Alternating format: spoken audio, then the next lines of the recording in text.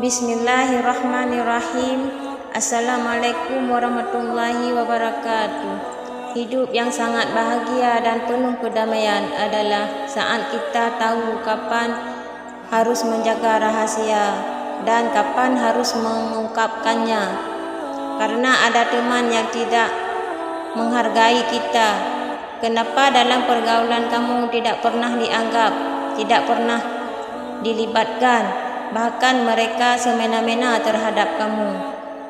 Jangan tanyakan pada mereka, tapi tanyakan coba pada dirimu. Mungkin kamu terlalu terbuka kepada mereka.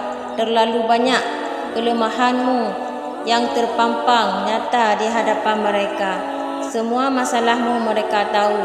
Jadi jangan salahkan pandangan mereka yang menganggap kamu sangat lemah. Semakin terbuka kamu pada orang, semakin tidak ada harga dirimu. Tapi semakin misterius dirimu, orang justru akan semakin segan dan pasti tidak akan memperlakukanmu semena-mena. Terbuka boleh, tapi ada batasannya. Ada hal-hal yang boleh terbuka, tapi ada juga hal-hal yang harus tetap dirahasiakan sampai kapanpun kepada orang-orang. Yang pertama, persoalan pribadimu. Curhat tentang masalah pribadi kepada orang lain bisa membantu meringankan beban pikiran kita. Tapi itu bukan sebuah ide yang baik. Kenapa? Karena orang akan jarang memberikan masukan yang baik terhadap kamu. Lagian curhatan itu suatu saat akan dipakai untuk melemahkan dirimu. Ketika nanti jika kalian akan berseberangan arah, menjaga persoalan pribadi bisa membantu kita untuk terhindar dari orang yang merusak hidup kita. Saat curhat ke orang lain tentang masalah kita, ada kemungkinan bahwa informasi tersebut dapat disalahgunakan dan digunakan untuk tujuan yang buruk. Oleh karena itu, menjaga masalah pribadi kita akan meminimalkan resiko terjadinya penyalahgunaan. Informasi yang sering terjadi itu seperti ini. Kadang mulut kita gagal untuk bercerita tentang masalah kita. Setelah kita cerita, akhirnya kita menyesal. Karena kita sama saja membuka aib diri kita sendiri. Jadi belajarlah untuk menahan dirimu. Dan kalau sudah tidak tertahankan dan kita ingin bercerita, pilihlah orang yang tepat terpercaya sehingga kita merasa tetap aman dan terlindungi. Petarung yang hebat tidak akan memperlihatkan kesakitannya di depan orang lain. Yang kedua, masalah keluarga dan hubunganmu. Masalah keluarga biarlah menjadi konsumsi keluarga saja. Masalah dengan pasangan biarlah hanya pasangan kita yang tahu. Yang paling mentok orang tua yang tahu, jangan sampai keluar karena itu akan bahaya banget. Merahasiakan masalah keluarga dan hubungan dapat membantu kita menjaga privasi dan keseimbangan dalam hubungan.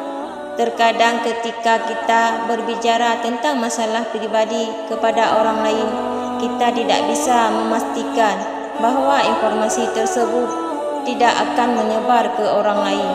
Hal itu hanya akan dapat merusak kepercayaan dan keterbukaan dalam hubungan kita. Dengan menjaga masalah keluarga dan hubungan kita tetap pribadi, kita dapat membangun hubungan yang lebih sehat dan kuat dalam beberapa kasus. Masalah pribadi dapat mempengaruhi kehidupan kita di luar rumah dan mempengaruhi pekerjaan atau hubungan kita dengan orang lain. Dengan menjaga masalah keluarga dan hubungan kita tetap pribadi, kita dapat memastikan bahawa kehidupan pribadi kita tidak akan terganggu dan kita dapat menjaga keseimbangan antara hubungan pribadi dan pekerjaan kita. Menjaga rahasia keluarga sama saja menjaga harkat dan martabat keluarga kita. di mata orang lain. Yang ketiga, besarmu menjaga rahasia tentang rencana besar ini sangat membantu kita untuk fokus. Ketika kamu umbar keluar, kamu pasti bukan mendapatkan dukungan, walaupun memang ada yang mendukung, tapi hanya sebagian kecil.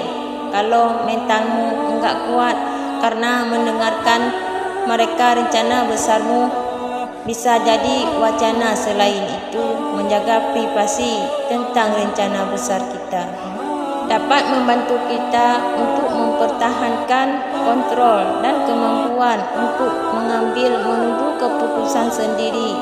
Ketika kita berbicara tentang rencana besar kita kepada orang lain, terkadang kita bisa mendapatkan terlalu banyak masukan dan saran yang justru bisa membuat kita kebingungan, dan pada akhirnya kita sendiri merasa tidak yakin dengan rencana tersebut.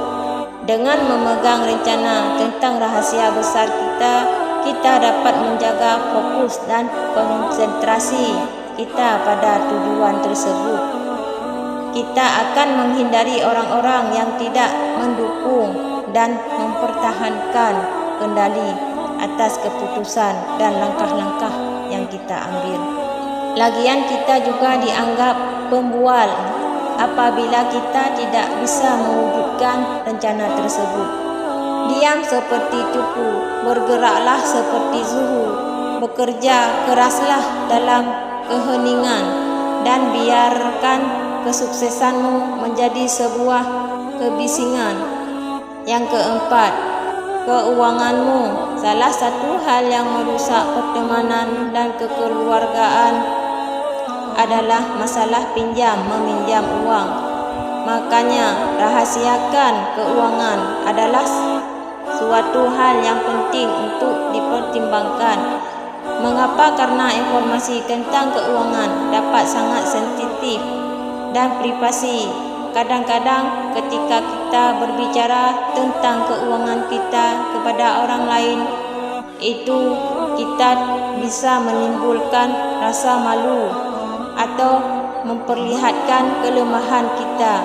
Kita juga bisa tetap menjaga hubungan dengan orang lain. Terkadang ketika kita meminjam uang atau berbicara tentang keuangan kita kepada orang lain, itu dapat menimbulkan ketegangan atau masalah di antara kita. Dengan menjaga informasi tentang keuangan kita, tetap privasi kita dapat memastikan bahwa tidak ada orang yang merasa tersinggung atau tidak nyaman dengan informasi kita. Selain itu, merahasiakan keuangan dapat membantu kita untuk lebih fokus mengelola keuangan kita sendiri. Ketika kita terlalu terbuka dengan keuangan kita, mungkin akan tergoda untuk mengikuti saran dan mendapat orang lain saran untuk disinilah saran untuk investasi yang lain yang mungkin tidak sesuai dengan kebutuhan dan kondisi keuangan kita. Kalau sama suami atau istri, bagaimana? Nah, kalau itu harus terbuka. Suami istri kan bukan orang lain. Yang kelima, ambisimu. Merahasiakan ambisi adalah suatu hal yang mungkin perlu dipertimbangkan dalam beberapa situasi. Terkadang orang lain mungkin tidak memahami dan tidak mendukung ambisi kita, sehingga menjaga informasi tentang ambisi kita dapat membantu kita untuk menjaga semangat dan motivasi untuk mencapainya. Selain itu, terkadang kita terlalu terbuka tentang ambisi kita.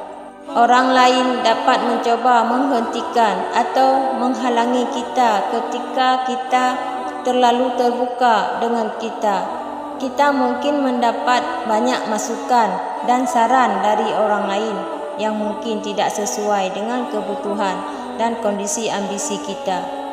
Dengan menjaga informasi tentang ambisi kita, tetap pribadi kita, dapat mempertahankan kontrol, rencana dan strategi yang akan kita gunakan untuk mencapainya. Lagian biarlah semua orang tahu setelah semua jadi ingat. Yang keenam, sumbangan atau bantuanmu ke orang lain. Untuk merahasiakan sebuah perbuatan baik terkadang sulit daripada membeberkan perbuatan buruk diri ini kepada manusia.